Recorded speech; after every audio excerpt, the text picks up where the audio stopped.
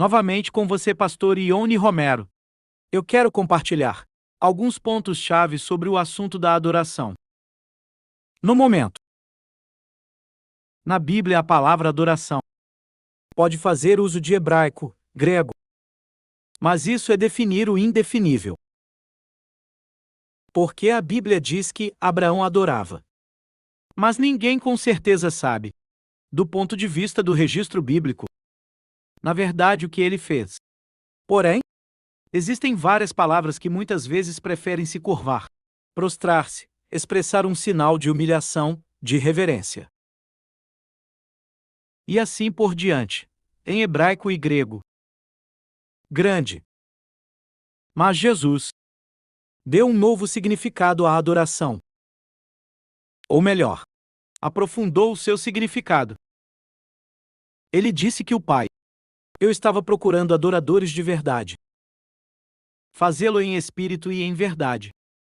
Ele disse isso em uma ocasião, para a mulher samaritana. Quem lhe fez a pergunta se eles deveriam adorar em Gerizim ou em Jerusalém? Porque ela menciona a tradição para ele, que seus pais haviam adorado em Gerizim. Na verdade, o povo samaritano. Aprender sobre a história de Jacob, acredite apenas no Pentateuco e assim por diante. Jesus diz a ele que chegará a hora que não adorará em Gerizim ou Jerusalém. Ele acrescenta, agora é, toda vez que a Bíblia diz esta expressão. Chegará a hora e então ele diz, e agora é. Quer dizer, está dizendo que já começou. Essa é uma expressão profética. Quem está falando sobre um futuro que está prestes a começar em sua plenitude. A partir do momento em que estamos falando. Isto é, a semente está sendo semeada, o germe. Para entender esta passagem de João, lembre-se que o Evangelho de João foi escrito aproximadamente, de acordo com aqueles que estudam esta parte, dizem ter sido de 96 depois de Cristo em diante. Então o templo em Jerusalém já havia caído. Mas João está fazendo uso da palavra de Jesus. E obviamente que o evento da mulher samaritana foi quase 40 anos antes da queda de Jerusalém. Então, Jesus o que ele está dizendo profeticamente é que não haveria lugar no povo de Israel, nem em Judá para adorar.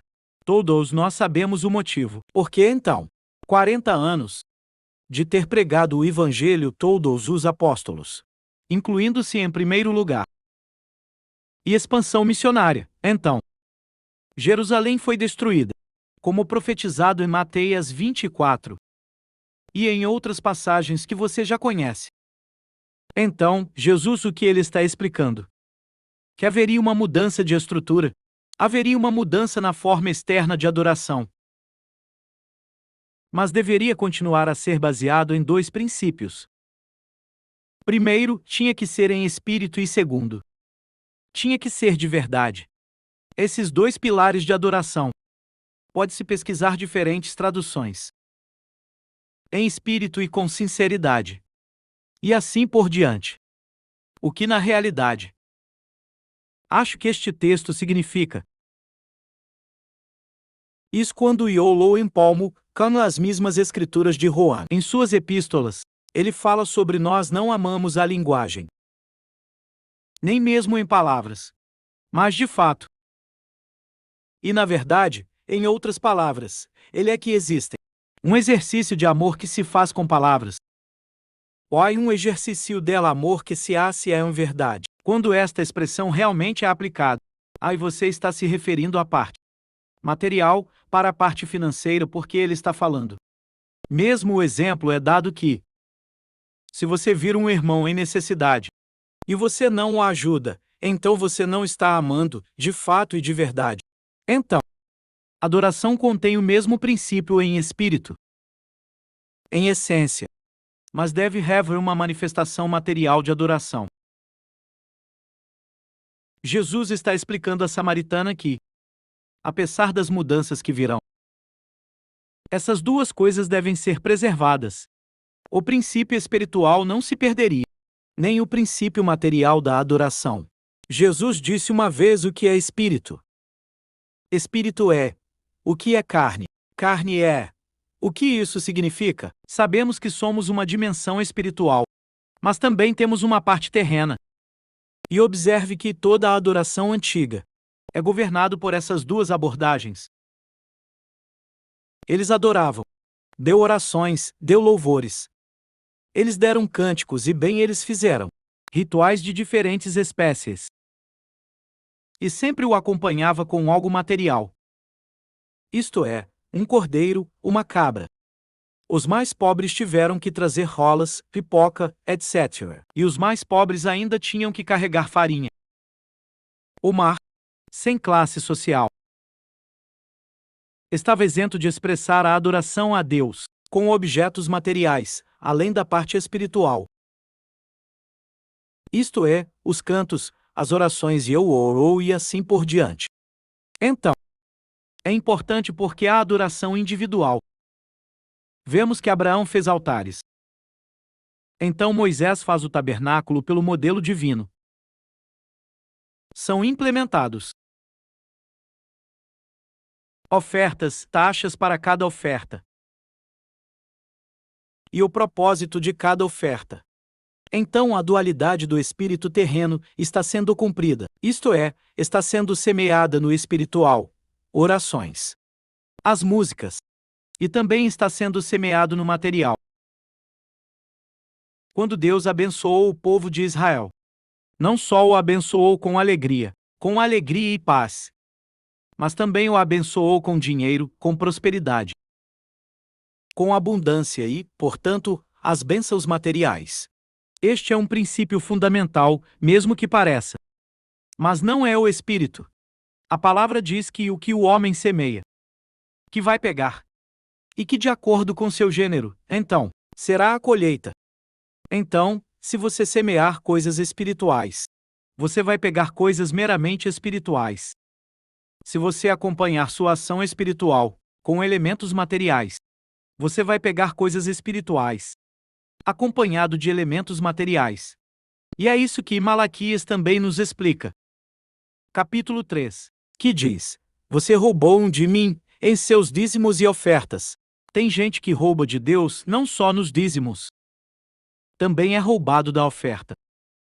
Então, é um problema porque a igreja cristã entrou em conflito que tudo é espiritual e tudo espiritualizar, ele perdeu o elemento terreno. Essa é uma das razões pelas quais a igreja cristã, ela é pobre. Porque eles vão com orações puras, com cânticos puros, com apelo puro. Está bem, Deus os abençoe. O que ele te envia? Alegria, paz. Mas isso é o mais longe possível. Estas são puras bênçãos espirituais. Mas aquele que aprende a semear, aquele que aprende a adorar na verdade, ou seja, com a parte material, como diz o apóstolo João em sua epístola, ele receberá sua colheita correspondente. Observe que no tempo de Davi, é dito em diz, que um coração arrependido e humilhado não desprezará a Deus. Os profetas já previram que haveria uma mudança. Samuel diz a Só que Deus se agrada mais com a obediência do que com a sabedoria dos sacrifícios. Olhe quando dispersão de Israel e depois a de Judá, que os babilônios os levaram para o cativeiro. Eles até penduraram as harpas. Eles não adoravam mais a Deus com a mesma liberdade de antes. Eles tiveram que reinterpretar toda a Torá para fazer uma nova forma de adoração. Mas sem esquecer esses dois pilares. O mesmo está sendo proposto pelo Mestre Jesus, quando o Senhor Jesus diz à mulher samaritana que adorará o Pai em espírito e na verdade, ou seja, haveria outra mudança. O segundo templo seria destruído novamente, como você bem sabe, pelos romanos aproximadamente 40 anos depois. Que de fato aconteceu.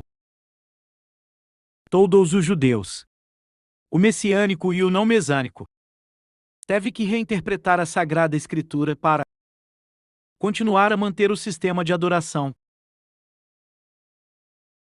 O que está acontecendo hoje? Hoje é a igreja que foi inaugurada, que remonta à Idade Média. Grandes templos, grandes catedrais, grandes estruturas, grandes instalações. Isso não é uma coisa ruim, porque isso também aconteceu com Salomão e Davi, que queria construir um templo ao Senhor. E Jeová diz a ele através de um profeta: Mas olha, eu nunca habitei um templo. Eu sempre preferi morar em lojas, no escuro, ou seja, na intimidade da loja. Eu não disse a ninguém para me fazer um templo. Salomão, depois, o filho de Davi diz: Quem pode escolher o Senhor? Um templo, isso é tão impossível. Mas o nome dele está lá.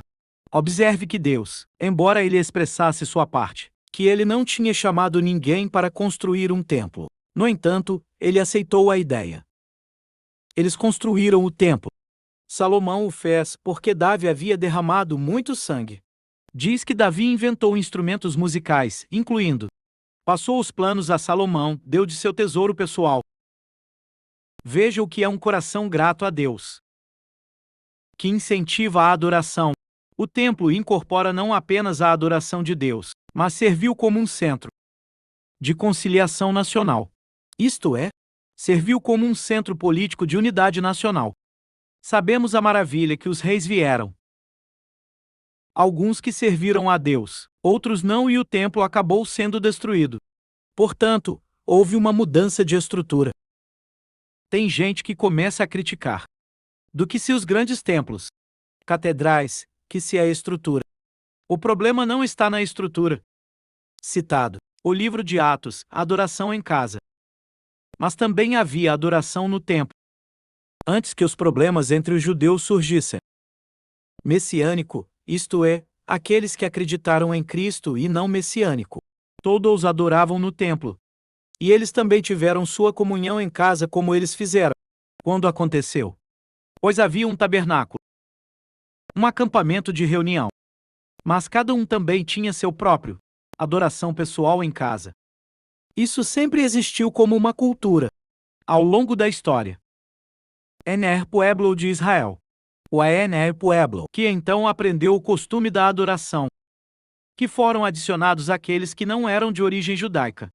Então hoje, dizer que a verdadeira adoração está em casa e não nos templos. Não, caímos na mesma coisa. Jesus disse que não seria adorado em Gerizim ou Jerusalém. Em outras palavras, estamos vendo mudanças estruturais, mas externo. Lembre-se de que essas são mudanças externas, mas os princípios devem permanecer, em espírito. E na verdade, agora o que eu posso te dizer é que nesta mudança estrutural que está ocorrendo, na forma externa, é preciso levar em consideração, como eu disse, manter, volto e repito, os dois princípios. Em espírito e em verdade, isto é, adoração essencial e invisível, que são palavras, orações, canções. Mas também a representação material dessa adoração. Agora, a Bíblia fala de nós na parábola da teia. Graças a Deus por todos estes instrumentos de Lared, que nos permitem acessar. E então eu entendo todos os meus companheiros pastores, que se eles não estão imbuídos nessas mídias, vamos aproveitar essas redes agora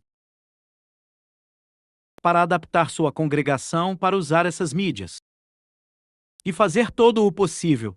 Invista em seu pessoal, invista em comunicação. Ensine o seu pessoal a comprar bons telefones, bons computadores, para que possa participar e ter comunhão. Seja também sábio e inteligente. Então você pode receber sua bênção correspondente. Na parte como a adoração diz, deve ser para o Senhor, sim. Certamente, mas as ofertas e dízimos, como diz a Bíblia, eles são dados aos ministros. No Antigo Testamento eles eram os sacerdotes, ele diz. Por causa da unção, é necessário redimensionar e adaptar. Não perca tempo em discussões estéreis. Que se em casa, que se não for mais o templo, que a coisa real era a casa e não o templo. Não diga isso. Porque não podemos dizer que adoração quando Salomão era falsa, foi simplesmente uma mudança para se adaptar à sociedade. Naquela época, como hoje em dia, estamos nos adaptando a uma nova era. Então, não vamos converter coisas que são em problemas subjacentes, porque eles não são. Meu querido irmão, quero dar-lhe esta palavra de bênção. Obrigado por ouvir este servidor, que dia após dia está disposto para transmitir uma palavra de fé e prosperidade. Deus abençoe a todos. Obrigado.